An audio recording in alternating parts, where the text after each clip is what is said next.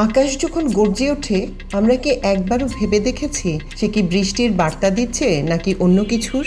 বাংলাদেশ নদীমাতৃক এই বদ্বীপের আকাশ এখন আর শুধু বৃষ্টি ঝরায় না, আকাশ থেকে নেমে আসে নীল আগুনের এক অদৃশ্য মৃত্যু। সাম্প্রতিক বছরগুলোতে বজ্রপাতের ঘটনা আমাদের দেশে এক চরম আতঙ্ক হয়ে দাঁড়িয়েছে। অকাল মৃত্যু, পরিবার হারানো এক ভয়াবহ বাস্তবতার মুখোমুখি দাঁড়িয়ে আমরা। কিন্তু প্রশ্ন জাগে, কেন প্রকৃতি এমন রূপ নিল? কেন আমাদের এই সবুজ মাঠ, আমাদের ফসলের জমিগুলো এখন মৃত্যু ফাঁদে পরিণত হচ্ছে? বিজ্ঞান বলছে এটি কেবল আকস্মিক কোনো ঘটনা নয়, এটি দীর্ঘদিনের নীরব পরিবর্তনের এক করুণ পরিণতি। জলবায়ু পরিবর্তনের ফলে পৃথিবী উত্তপ্ত হচ্ছে, আর সেই উত্তাপের সরাসরি প্রভাব পড়ছে আমাদের বায়ুমণ্ডলে। তাপমাত্রা বাড়লে বাতাসের আর্দ্রতা বাড়ে অস্থিরতা, আর এই অস্থির বায়ুমণ্ডলের বুক চিরে তৈরি হয় বিশাল আকৃতির কিউমোলিম্বাস মেঘ। এই মেঘ যেন এক একটি বিশাল বৈদ্যুতিক কারখানা। শুধু তাই নয়, সাম্প্রতিক গবেষণায় বেরিয়ে এসেছে এক চাঞ্চল্যকর তথ্য। বায়ুমণ্ডলের বাতাসে ভাসমান ধূলিকণা বা অ্যারোসল, যা মূলত শিল্প কারখানা ও কৃষি পোড়ানোর ফলে তৈরি হয়, সেগুলো বজ্রপাতকে আরো শক্তিশালী ও ঘন ঘন করে তুলছে।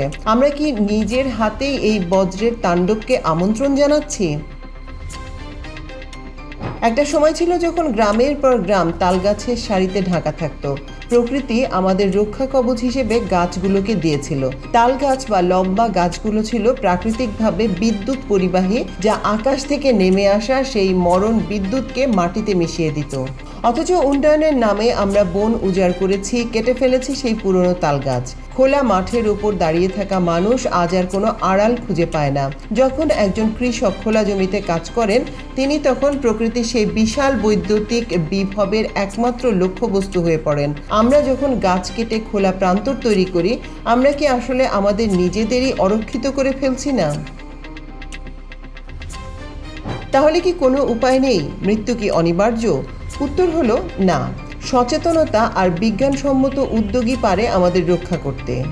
বৃক্ষরোপণ, তালগাছ সহ লম্বা গাছ রোপণ করা আমাদের দীর্ঘমেয়াদী রক্ষা কবচ।